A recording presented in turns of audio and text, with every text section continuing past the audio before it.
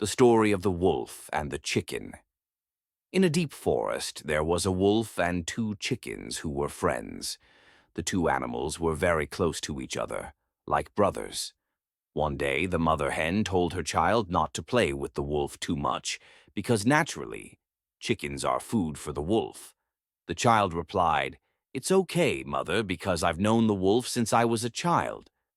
We don't fight." One day, the two animals were playing together, as usual. At that time, the chicken asked the wolf, "Wolf, what kind of meat do you like the most?" The wolf replied, "I like chicken meat the most. When I chew on chicken, I always think of the chicken first." The wolf smiled, looking at the chicken. One day, the wolf invited the chicken to visit his house.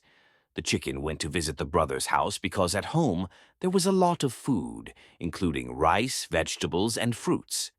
The chicken, realizing that it was uncomfortable, refused. Once upon a time, a mother wolf couldn't find food for 2 days in a row, which made her cubs very hungry.